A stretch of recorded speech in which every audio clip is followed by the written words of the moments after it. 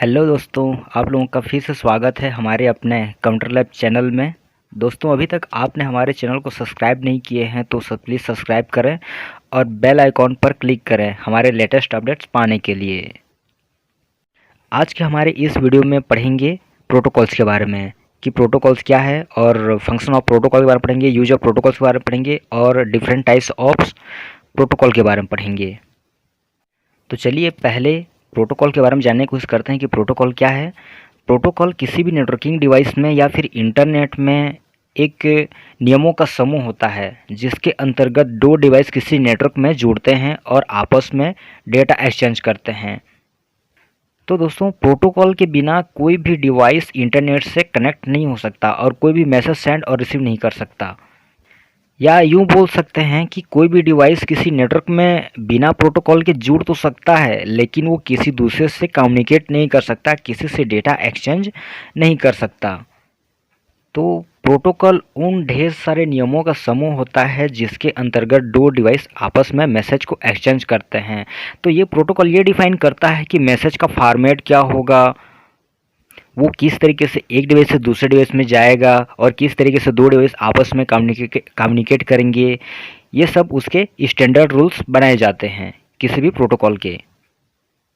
जैसे एग्जाम्पल के तौर पे हम लोग ले लेते हैं कि हर देश का अपना एक कानून होता है और उस कानून के मद्देनज़र लोग उन नियमों का या उन कानून का पालन करते हैं। हर देश का अपना एक संविधान होता है। वैसे इंटरनेट में भी हर डिवाइस या फिर हर प्रोटोकॉल का एक अपना नियम होता है या फिर एक प्रोटोकॉल का एक नियम होता है जिसके अंतर्गत सभी डिवाइस एक दूसरे से कम्युनिकेट करते हैं और उस प्रोटोकॉल का पालन करते हैं। चलिए अब जानते हैं प्रोटोकॉल के फंक्शन के बारे में। तो दोस्तों, जैसे मैं अभी आप लोगों को बताया कि कई ढेर सारे अलग अलग प्रोटोकॉल पाए जाते हैं और सभी का काम अलग अलग होता है, लेकिन सभी प्रोटोकॉल में एक कॉमन चीज़ पाई जाती है, कुछ सामान्य कार्य पाए जाते हैं जो उन सभी प्रोटोकॉल के द्वारा निभाए जाते हैं। तो प्रोटोकॉल का पहला काम है फिजिकल जांच करना। मतलब वो ये चेक करता है कि दो डिवाइस आपस में वायरेड द्वारा जुड़े हुए हैं या वायरलेस द्वारा जुड़े हुए हैं, ये चेक करता है। जैसे कि मान लीजिए वो दो डिवाइस वायर के द्वारा जुड़े हैं या वायर के द्वारा कनेक्टेड हैं तो वो TCP/IP प्रोटोकॉल का यूज करेगा और डेटा को एक्सचेंज करेगा। अगर मान लीजिए वायरलेस कनेक्शन के द्वारा जुड़े हुए हैं तो वो वेब प्रोटोकॉल का यूज करेगा। वेब प्रोटोकॉल का पूरा नाम होता है वायरलेस एक्सेस पॉइंट। उसके द्वारा वो डेटा को सेंड और रिसीव करेगा। तो पहला वो क्या करेगा, पहले वो फिजिकल जांच करेगा, ठीक है। फिर अगला है हैंड शेकिंग।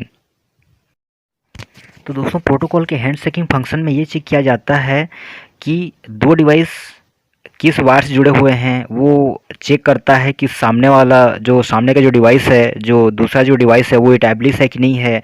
तो ये क्या करता है, कनेक्शन को इटैब्लिश करता है, कनेक्शन को मैनेज करता है और कनेक्शन को टर्मिनेट करता है और साथ ही साथ फ्लो कंट्रोल को चेक करता है कि सामने वाला डिवाइस किस डेटा स्पीड को वो एक्सेस कर सकता है या किस स्पीड के साथ में डेटा को भेज सकता हूँ या प्राप्त कर सकता हूँ। ये होता है हैंड शेकिंग। अगला है सूचना को कैसे भेजा जाए और प्राप्त किया जाए। यही है फ्लो कंट्रोल को वो चेक करता है कि सूचना को किस तरह से भेजा जाए और किस तरह से प्राप्त किया जाए। अगला है सूचना को किस प्रारूप में भेजना है, ठीक है। तो प्रोटोकॉल का ये फॉर्मेट होता है कि उसको किस फॉर्मेट में भेजा जाना चाहिए, पैकेट में भेजा जाना चाहिए या फिर सेगमेंट में भेजा जाना चाहिए या फ्रेम में भेजना चाहिए या फिर बीट वाइज भेजा जाना चाहिए। उस तरीके से वो चेक करता है कि सूचना को किस प्रारूप में भेजना है। फिर उसके बाद विभिन्न कनेक्शन के बीच बातचीत को वो जारी रखता है अगले प्रोटोकॉल के फंक्शन में, यानी कि कनेक्शन को वो इटैब्लिशमेंट करता है, वो कनेक्शन को मैनेज करता है। अगला है बेकार अनुपयोगी संदेश को निरस्त करना। इसका मतलब ये है जैसे कि अगर मान लो पैकेट में कुछ भी गलत संदेश आता है या कई ढेर सारे कंप्यूटर एक नेटवर्क में जुड़े रहते हैं तो कोई दूसरे को पैकेट भेज रहा है तो वो पैकेट गलती से उस कंप्यूटर के पास चला जाता है तो वो क्या करता है, वो कंप्यूटर उस पैकेट को डिस्कार्ड कर देता है या टाइम लाइन्स के चलते मान लीजिए वो थोड़ी लेट पहुंचता है तो उस मैसेज को क्या कर देता है, वो निरस्त कर देता है, डिस्कार्ड कर देता है। अगला है खराब संदेशों को सही करना, यानी कि जैसे कि मान लीजिए कोई पैकेट करप्टेड आया हुआ है तो वो खराब हो गया वो संदेश, तो उस संदेश को क्या कर सकता है, वो उस करप्टेड मैसेज को सही कर सकता है, एरर चेकिंग कर सकता है, उसमें error checking and error handling कर सकता है। और लास्ट में है सेशन को समाप्त करना, यानी कि टर्मिनेट ए कनेक्शन। तो इतने सारे फंक्शन हैं आपके प्रोटोकॉल के।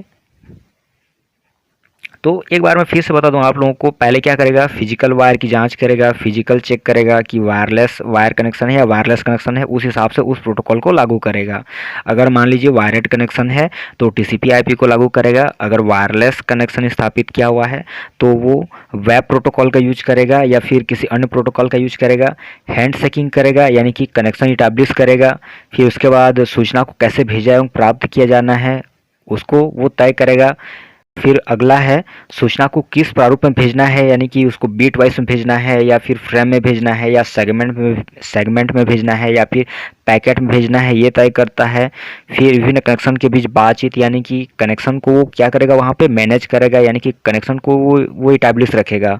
फिर उसके बाद है बेकार एवं अनुपयोगी संदेश को निरस्त करेगा, यानी कि जैसे कि अगर मान लो कोई पैकेट किसी दूसरे काउंटर का पैकेट आ गया है तो उस पैकेट को डिस्कार्ड कर देगा, या फिर किसी टाइमलाइन या फिर जिटर की वजह से कोई मैसेज लेट में पहुंचता है तो वो उस मैसेज को क्या कर देगा, डिस्कार्ड कर देगा। फिर उसके बाद है खराब संदेशों को सही करना, यानी कि अगर मान लीजिए कोई मैसेज करप्टेड आया है, मतलब कोई पैकेट या सेगमेंट या फ्रेम करप्टेड आया है, तो प्रोटोकॉल का ये काम होता है कि जहाँ तक हो सके उस पैकेट को फिर से रिकवर किया जाए, फिर से उसकी मतलब एरर चेकिंग किया जाएगा और फिर उसकी एरर को ठीक करके उस पैकेट को यूज में ले लेता है। फिर लास्ट में है अगर मान लीजिए मैसेज सेंड एंड हो गया, उन दोनों के बीच कम्युनिकेशन खत्म हो गया, तो फिर वो क्या कर देगा, सेशन को समाप्त कर देगा, यानी कि टर्मिनेट ए सेशन। हमारा अगला टॉपिक है यूज ऑफ प्रोटोकॉल। तो यहाँ पे हम लोग जानेंगे कि प्रोटोकॉल का यूज कहाँ कहाँ पे किया जाता है। तो सबसे बड़ी मात्रा में OSI मॉडल में किया जाता है। OSI मॉडल जिसे एक प्रोटोकॉल स्टॉक के रूप में भी जाना जाता है। यहाँ पे 7 लेयर्स में ढेर सारे अलग अलग प्रोटोकॉल्स लेयर के रूप में पाए जाते हैं। और हम लोग ये भी देखते हैं कि जितने भी जो नेटवर्किंग डिवाइसेस हैं, जैसे कि आपका नेटवर्क स्विच हो गया, हब हो गया, राउटर हो गया, ब्रिज हो गया, ये सब में भी प्रोटोकॉल्स पाए जाते हैं। और जितने भी हमारे जैसे मोबाइल है, डेस्कटॉप है, लैपटॉप है, सैटेलाइट है, ये सब में भी प्रोटोकॉल यूज किए जाते हैं।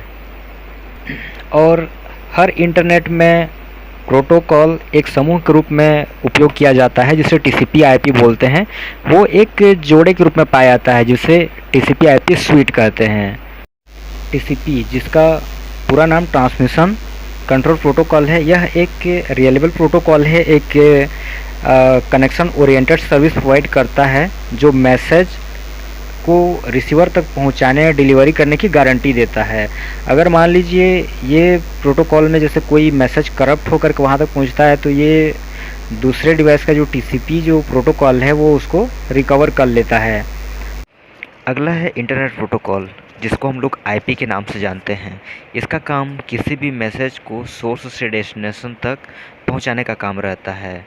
यह ढेर सारे पैकेट में अपने IP हेडर में कुछ इन्फॉर्मेशन को जोड़ दिया जाता है, जैसे कि source IP address, destination IP address, और उसमें डेटा सम्मिलित रहता है। इस तरीके से कई अलग अलग 14 प्रकार की जानकारियाँ उस पैकेट में सम्मिलित रहती हैं। यह बस इतना ही काम करता है कि किसी भी डेटा को सोर्स से डेस्टिनेशन तक पहुंचाने का काम करता है, और यह TCP के साथ एक जोड़े में काम करता है। नेक्स्ट है FTP प्रोटोकॉल। तो FTP प्रोटोकॉल किसी भी इंटरनेट में फाइल को एक डिवाइस से दूसरे डिवाइस में भेजने का कार्य करता है। FTP प्रोटोकॉल में हम लोग किसी भी फाइल को, जैसे कि इमेज फाइल है, ऑडियो फाइल है, वीडियो फाइल है, किसी भी फाइल को हम लोग एक FTP सर्वर से दूसरे FTP सर्वर में या फिर एक डिवाइस से दूसरे डिवाइस में हम लोग इसको आसानी से ट्रांसमिट कर सकते हैं। अगला है BGP यानी बॉर्डर गेटवे प्रोटोकॉल। इस बॉर्डर गेटवे प्रोटोकॉल का उपयोग नेटवर्क स्विच में और राउटर में किया जाता है।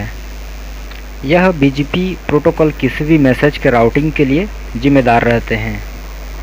अगला है DHCP यानी dynamic host configuration protocol. Dynamic host control protocol का उपयोग बड़े बड़े नेटवर्क में किया जाता है उसको ऑटोमेटिकली IP असाइन करने के लिए। जैसे कि मान लो एक स्टार टोपोलॉजी है, उसमें कई ढेर सारे काउंटर कनेक्टेड हैं, तो हम लोग चाहते हैं कि किसी भी काउंटर को ऑटोमेटिकली IP एड्रेस प्रोवाइड हो जाए, तो हम वहाँ पे DHCP प्रोटोकॉल का यूज करेंगे। तब क्या होगा कि सभी के सभी जितने जो उसमें नोड जुड़ते जाएंगे उनको ऑटोमेटिकली IP एड्रेस असाइन हो जाएगा।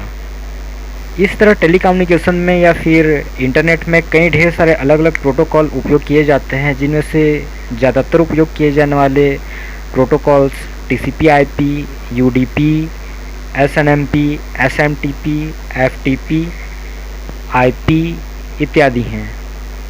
जिसमें कुछ प्रोटोकॉल्स का डिटेल्स बता देते हैं। जैसे कि SMTP यानी SMTP का पूरा नाम है सिंपल मेल ट्रांसफ़र प्रोटोकॉल।